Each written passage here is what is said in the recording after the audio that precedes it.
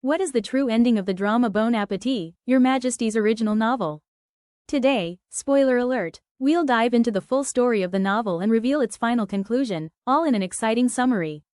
Bon Appetit, Your Majesty is not just a simple romance. It's a unique blend of cuisine, history, and fantasy, woven into an alternate history novel. And it all begins with a single question. What if a tyrant of Joseon met just one chef who could change him? Ji-Yeong, a top chef in the modern world, unexpectedly slips through time into Joseon and becomes the personal chef to the tyrant king, Lee. But a delicious meal is never just about filling one's stomach. Her dishes touch the king's heart, shake the very foundations of palace power, and ultimately alter the flow of history itself. Ji-Yeong's time slip to Joseon and her encounter with Lee. The night after winning the world's most prestigious cooking competition, Chef Ji-Yeong is caught in a sudden accident. When she opens her eyes, the world around her is no longer the same.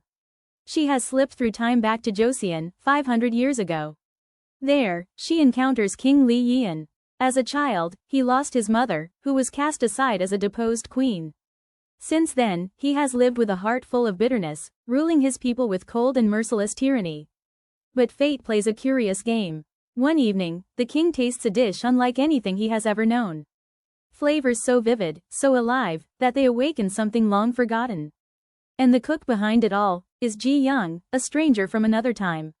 Fascinated, Lee appoints her as the royal head chef. Yet his command is absolute. Every night, you will serve me a new dish. If even once the same meal is placed before me, it will cost you your life. Between life and death, power and desire, a strange bond begins to form. A chef from the future. A king bound by the past. And a destiny neither of them could have imagined. Ji-Yeong's rise as the royal head chef. Ji-Yeong takes on the challenge of becoming the Daryong Suksu, the highest-ranking royal chef in the Joseon court. Traditionally, this position was hereditary, passed down within certain families of palace chefs. Because of this, officials strongly opposed the idea of Ji-Yeong, a woman of low status, taking on such a role. But King I Yeon stood firmly by her side. He declared, "Do not be bound by customs or tradition. What matters is not one's status, but what one is capable of achieving." With these words, he silenced the objections of his court.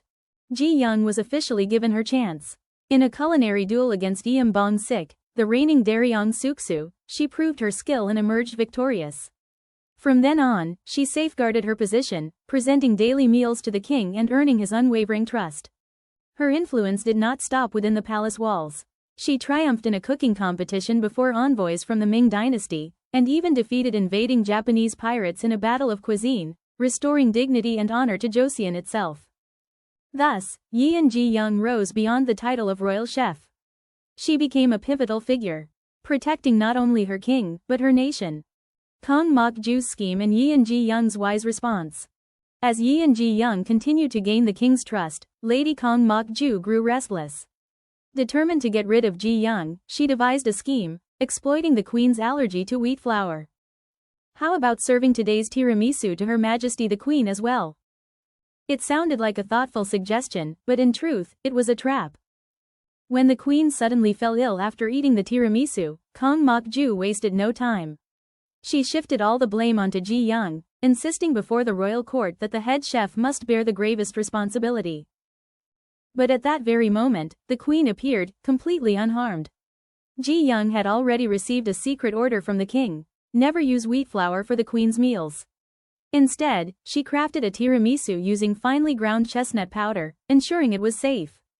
In truth, the queen and Ji-Yeong had set a trap for Kang Mok-ju. The queen had only pretended to fall ill in order to expose Mok-ju's treachery. Calmly, Ji-Yeong declared, "If ignorance is a crime, then I am innocent, for I knew Her Majesty's condition and prepared food that caused no harm. The guilt lies only with Lady Kang." Overwhelmed, Kang Mok-ju collapsed to the ground, trembling. Yet King Lee was resolute. "Lady Kang, you are to remain in confinement indefinitely. You will not take a single step outside Cheongwon." Thus, Kang Mok-ju's plot crumbled, while Ji-Yeong once again secured her place with wisdom and courage. The Jinmyeong Grand Prince incident and Kang Mok-ju's hidden hand. One day, a shocking incident shook the palace. Prince Jinmyeong, King Lee's half-brother, suddenly collapsed after eating a dish prepared by Ji-Yeong, ginseng roast chicken with Joseon-style Dijon mustard sauce. Almost immediately, he broke out in rashes and fell unconscious. The court was in chaos, and both the Queen Dowager and the Grand Queen Dowager accused Ji-Yeong. They claimed it was her cooking that had harmed the prince. But the truth was different. There was nothing wrong with Ji-Yeong's food. The real problem lay elsewhere. In Prince Jinmyong's daily herbal medicine, there was a spice called nutmeg, something never to be consumed together with ginseng. That medicine had been sent by none other than Prince Jason, known across Joseon as the greatest fool of the royal family.